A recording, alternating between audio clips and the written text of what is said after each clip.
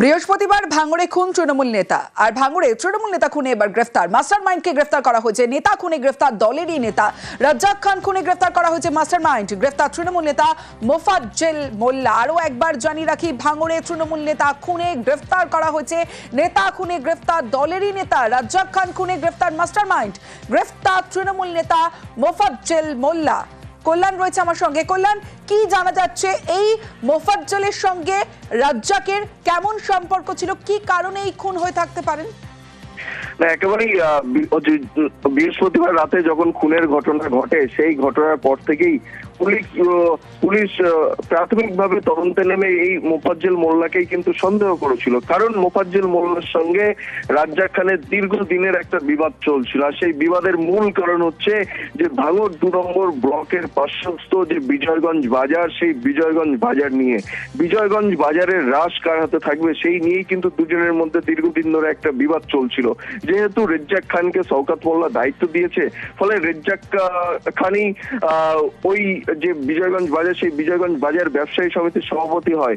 পরে বিজয়গঞ্জ বাজার থেকে যে সমস্ত টাকা পয়সা আসতো, তার একদিকে যেমন দলের কাজে লাগতো, অন্যদিকে কিন্তু রাজ্জাক খানই সেই জায়গা থেকে বেশি টাকা পাচ্ছিল। ফলে এই যে একটা টাকার যে হিসেব, সেই হিসেব বা ওই রাশ এর আগে কিন্তু এই যে অভিযুক্তর কাছেই কিন্তু ছিল। ফলে আস্তে আস্তে তার রাশ হালকা হয়ে যাচ্ছিল। সেই কারণেই খুন বলে পুলিশ মনে করছে। ধন্যবাদ কল্যাণ। গ্রেপ্তার হয়েছে বলে খুশি না। সে গ্রেপ্তার হয়ে 2 মাস পর বাড়ি আসবে, আমার স্বামী কি ফিরে আসবে? আমার স্বামীর তো আমি পাবো না। দোষী যদি সে হয়, আমার স্বামী মৃত্যুর জন্য দায়ী যদি সে হয়, তার আমি ফাঁসি চাই। যদি ফাঁসি হয় তাহলে আমি খুশি হব, আমার ছেলে মেয়ে খুশি হবেন। আগামী দিনে দেখতে পাবেন, যদি সঠিক তদন্ত হয়, রাইট সাইডে কেউ আছে, হয়তো লেফট সাইডে হয়তো কেউ আছে, ফ্রন্ট সাইডেও কেউ আছে, ব্যাক সাইডে হয়তো আরও কিছু পাওয়া যাবে যারা এই খুনের সাথে যুক্ত। এটা সম্পূর্ণরূপে জলদাবেড়িয়া অঞ্চল নেতৃত্ব হিসাবে তৃণমূল কংগ্রেসের ছিল, কিছু কন্ট্রোলের ছিল যে আমি এটা কন্ট্রোল করব। ও বলছে তুই 2 দিনকারের নেতা, তুই কন্ট্রোল করবি, তোকে হাত ধরে আমি নিয়ে এলাম। এইরকম একটা হতে হতেই এই জায়গাটা পৌঁছেছে। এটা গোষ্ঠীদ্বন্দ্বের শিকার হয়েছে। রেজ্জাক খান যে আছে, তাকে তার দলের লোকেরাই খুন করেছে। ঈর্ষার কারণ হতে পারে বা অন্য কোনো লেনদেন বা অর্থনৈতিক কারণ থাকতে পারে। আমি চাইবো রেজ্জাক খান পরিবার বিচার পাক। ধৃতের সঙ্গে তৃণমূলের কোনো সম্পর্ক নেই দাবি করেছেন বিধায়ক শওকত মোল্লা। আইএসএফের মদতপুষ্টেরা, আমরা এফআইআর এ কোনো নাম দিইনি। আমরা প্রকৃত খুনিদের অ্যারেস্ট করার কথা বলেছিলাম। যেই হোক না কেন তার দৃষ্টান্তমূলক শাস্তি এবং তার ফাঁসি চাই। এবং এর উৎস কোথায় সেটাকেও খুঁজে বের করতে হবে। এর পিছনে কারা আছে? তৃণমূলের কোনো গোষ্ঠীতন্ত্রের কোনো বিষয় এখানে নেই। আইএসএফ এর মদতপুষ্ট হয়ে আজকে যে বা যারা খুন করেছে তারা কখনো দলের লোক হতে পারে না। আর মোফাজ্জেল আমাদের দলের কোনো পদাধিকারী নয়। লক্ষ লক্ষ মানুষ তৃণমূল, কোটি কোটি মানুষ তৃণমূল কংগ্রেসে আছে। তৃণমূল কংগ্রেসের ঘাড়ে দোষ চাপিয়ে লাভ। প্রথমে একজনের ছবি দেখাই আপনাদের, ছবিটা দেখুন। প্রথমে ইনি হলেন আরতি ঘোষ। বিয়ে হয়েছিল অসমে, কিন্তু অসম ছেড়ে ফের বাপের বাড়ি চলে আসতে হলো। কেন জানেন? কারণ বাংলা বলায় অসম ছাড়া। এনআরসি ইস্যুতে ফের জলঘোলা কোচবিহারে। তালিকা থেকে নাম বাদ পড়ায় বিপাকে বাঙালি প্রৌঢ়া। অসমের শ্বশুর বাড়ি ছেড়ে ফিরতে হলো বাঙালি প্রৌঢ়াকে। বক্সিরহাটে বাবার বাড়িতে ঠাঁই আরতি ঘোষের। বাংলা বলাতেই অসমের নাগরিকত্বের আবেদন খারিজ। সোশ্যাল মিডিয়ায় সরব তৃণমূল সাংসদ। বিজেপি বাংলা বিদ্বেষী বলে তোপ সামিরুল ইসলামের।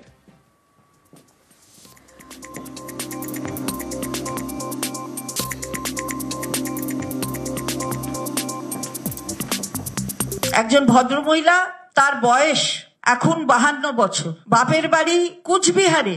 দীর্ঘদিন ধরে বাপের বাড়িতে ভারতীয় নাগরিক হিসেবে বাবা মা পরিবার বর্গ নিয়ে থেকেছেন। বিয়ে হয়েছে অসমের একজন মানুষের সাথে। গিয়েছিলেন অসমে শ্বশুর বাড়ি। মেয়েরা তো তাই যায় যে বাঙালি অসমে এসছে, তার এনআরসি থেকে নাম কাটা গেল। চলে এসছেন বাপের বাড়িতে আতঙ্কে। স্বামী সেখানে, উনি এখানে। মহিলাদের ওপরে কোন অত্যাচার সংগঠিত করা? অসমের একজনকে বিয়ে করলে বুঝি দোষ, নাগরিকত্ব চলে যাবে? এইভাবে বিবাহিত জীবনকে অপমান করছে।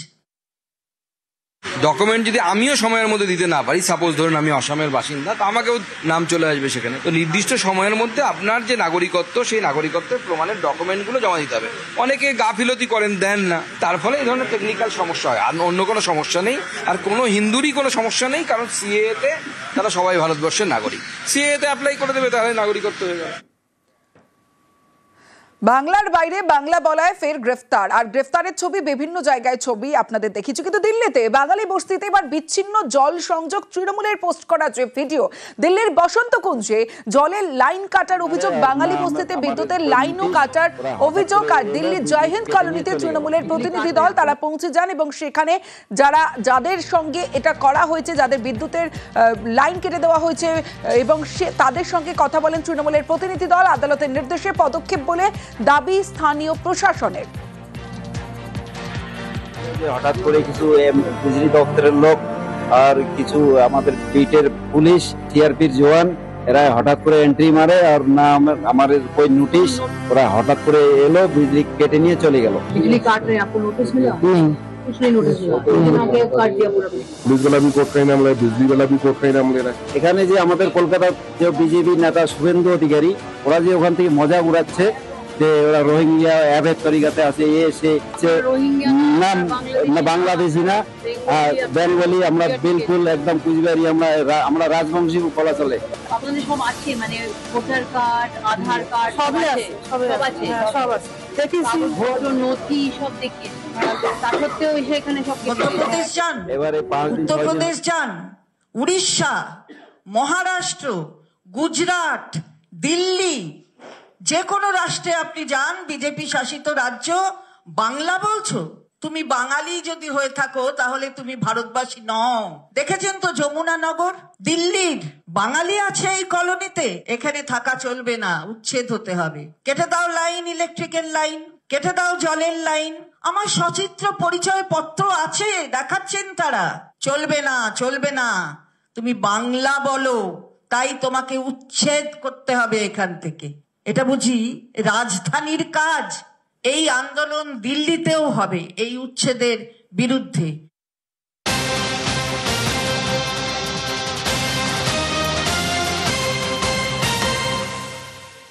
বাংলার বাইরে বাংলায় কথা বলায় বাঙালিদের নির্যাতনের ছবি বারবার উঠে আসছে বেশ কয়েকদিন ধরে।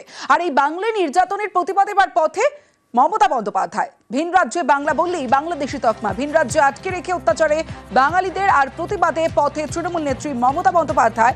আবির ঘোষাল রয়েছে আমার সঙ্গে। আবির, বারবার সরব হতে দেখা গিয়েছে মমতা বন্দ্যোপাধ্যায়কে, এবার রাজপথে তৃণমূল নেত্রী। দেখো, বিজেপি শাসিত রাজ্যে বাঙালিদের হেনস্থার অভিযোগ উঠছে লাগাতার। এরই প্রতিবাদে আগামী 16 তারিখ পথে নামবেন মমতা বন্দ্যোপাধ্যায়। বেলা 1টায় কলেজ স্কোয়ার থেকে শুরু হবে মিছিলটি, শেষ হবে ডরিনা ক্রসিং এ। এই মিছিলে হাওড়া, ভাঙড়, দমদম এবং সল্টলেকের তৃণমূলের যে সমস্ত নেতা কর্মী সমর্থকরা রয়েছেন তারা সামিল হতে চলেছেন। একই দিনে দুপুর 2টো থেকে জেলায় জেলায় প্রতিবাদ কর্মসূচি হবে, এমনকি দিল্লিতেও প্রতিবাদ কর্মসূচি হবে। গতকালকে আমরা নিউজ 18 বাংলায় খবর সম্প্রচার করেছিলাম যে ইস্যুকে সামনে রেখে বড়সড় আন্দোলনে নামছে তৃণমূল কংগ্রেস, এবং সামনে যে সংসদীয় অধিবেশন রয়েছে সেখানেও এই গোটা বিষয়কে ঘিরে তৃণমূল কংগ্রেসের তরফ থেকে প্রতিবাদ জানানো হবে। প্রসঙ্গত দেখতে পাওয়া গিয়েছে হচ্ছে যে উড়িষ্যা, মধ্যপ্রদেশ, দিল্লি, উত্তরপ্রদেশ, গুজরাট সহ একাধিক যে রাজ্য রয়েছে সেখানে বারবার পরিযায়ী শ্রমিকরা আক্রান্ত হচ্ছেন, এবং বিশেষ করে উড়িষ্যার মতো ঘটনা নিয়ে বারবার ধরে তৃণমূল কংগ্রেসের একাধিক নেতা নেত্রী তারা বারবার ধরে সরব হয়েছেন। প্রশাসনিক স্তরে উদ্যোগ নেওয়া হয়েছে, সেখান থেকে বিভিন্ন রাজ্যগুলোর সঙ্গে যোগাযোগও করা হচ্ছে।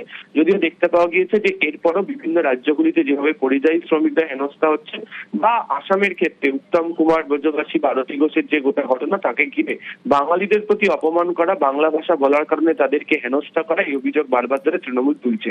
যেটা আলোচনার বিষয় সেটা 2026-এর বিধানসভা নির্বাচনে অনেকেই বলছেন যে বাঙালি অস্মিতা বড়সড় একটা ইস্যু হয়ে উঠতে চলেছে, এবং আগামী সপ্তাহে তৃণমূল কংগ্রেসের বার্ষিক সমাবেশ রয়েছে 21শে জুলাই। সেই সমাবেশের ক্ষেত্রে এই সংক্রান্ত বড় সিদ্ধান্ত বা কর্মসূচি ঘোষণা করতে পারে তৃণমূল কংগ্রেস। তারই আগে রাজপথে থাকবেন মমতা বন্দ্যোপাধ্যায়, এবং কেন তারা এই গোটা বিষয়কে নিয়ে প্রতিবাদ করছেন সেই বিষয় নিয়ে আগামীকে 16 তারিখ শহর কলকাতাতে তিনি মিছিল করবেন। একই সঙ্গে গোটা রাজ্য জুড়েও বিভিন্ন জায়গাতে এমনকি দিল্লিতেও এর বিরুদ্ধে প্রতিবাদ কর্মসূচি পালন করবে তৃণমূল কংগ্রেস। বেশ আবির।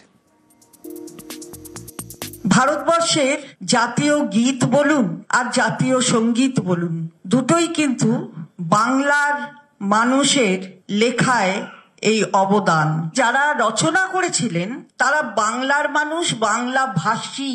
বাংলা বললেই ধরো ওকে, পুড়ে দাও জেলে, থাকুক ডিটেনশন ক্যাম্পে, না হলে ডিপোর্ট করে দাও, অন্য রাষ্ট্রে পাঠিয়ে দেওয়া হোক, উচ্ছেদ করতে হবে ওদের। তুমি বাঙালি যদি হয়ে থাকো তাহলে তুমি ভারতবাসী নও।